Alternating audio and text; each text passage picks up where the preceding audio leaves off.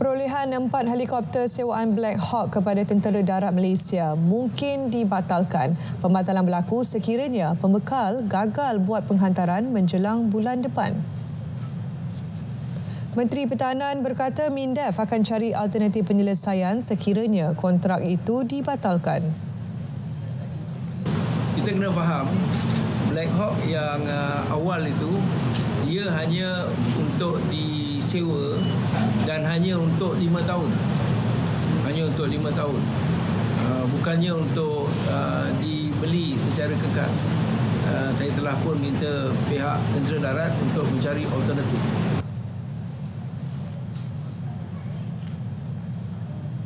Belum ada keperluan wujudkan cawangan baharu Suruhanjaya Pencegahan Rasuah Malaysia SPRM di lapangan terbang Kuala Lumpur KLIA sebagai usaha tangani kelemahan membantras sindiket counter setting. Counter setting merupakan tindakan membenarkan warga asing masuk ke negara tanpa pemeriksaan yang lengkap. Kita sekadar ada menubuhkan satu unit di sana yang menjalankan pemantauan. Jadi kalau menubuhkan cawangan bagi tujuan untuk menerima laporan dan sebagainya, buat masa ini tidak ada keperluan. Kerana pertamanya SPRM dengan KLIA ini tak begitu jauh lah. Kalau dari segi perjalanan pun lebih kurang dalam 35 minit ke 40 minit kalau sekiranya tak ada traffic jam. Yang kedua, SPRM Selangor pun tidak juga begitu jauh. Sebelum ini, SPRM menyenaraikan 11 kelemahan utama membabitkan Jabatan Imigresen di KLIA sehingga membuka ruang kepada sindiket membawa masuk warga asing menggunakan modus operandi counter setting. 2 tahun mendatang merupakan tahun penting dalam industri pelancongan negara sebelum pelaksanaan Tahun Melawat Malaysia 2026.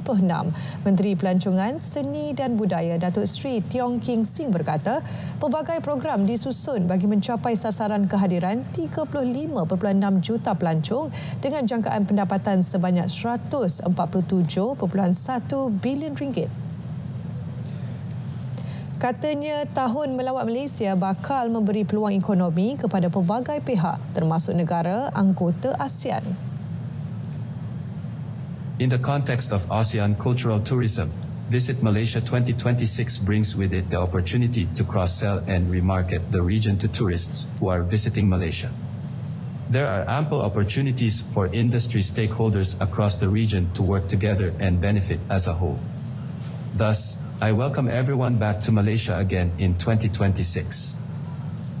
Justeru, beliau berharap kerjasama pelancongan termasuk melibatkan usaha memartabat seni dan budaya antara negara anggota ASEAN dapat terus diperkukuh pada masa akan datang. Polis sedang mengesan seorang wanita yang merupakan mangsa kejadian rakaman video seluar dalam di sebuah kondominium Jalan Wadi Hana 21 Oktober lalu. Timbalan Ketua Polis Daerah Johor Bahru Selatan, Superintenden Lim Jit Hui mengesahkan pihaknya menerima laporan daripada lelaki yang melihat kejadian itu.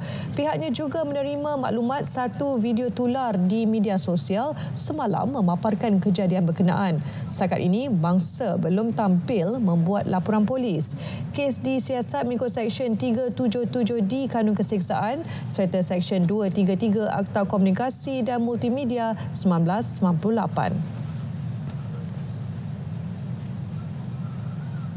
Melaka memohon peruntukan 9 juta ringgit untuk tujuan penyelenggaraan lampu jalan bagi tahun 2025. Kerajaan negeri juga sedang mengkaji keadaan pencahayaan di jalan yang menghubungkan pintu masuk Negeri Sembilan dan Johor. Kita beri tumpuan kepada lebuh AMG dan juga lebuh SPA. Lebuh SPA terutama di kawasan zon Aikro itulah, dan lebuh AMG di kawasan sebelah kandang membawa ke selatan ke Melimau. Itu adalah 2 lebuh raya. Kita ada 3 lebuh raya, lebuh Aikro, lebuh SPA dan lebuh AMG. Lebuh Aikro saya lihat tidak ada masalah sikit dari segi berjayaan. Lebuh SPA dan juga lebuh AMG yang kita bagi tumpuan. Juga daripada jalan-jalan federal yang di luar bandar. Masih lagi kita dapat jalan-jalan persekutuan yang berada di luar bandar. Beliau berkata demikian selepas menjadi tetamu di Konti Melaka FM. juta untuk lampu-lampu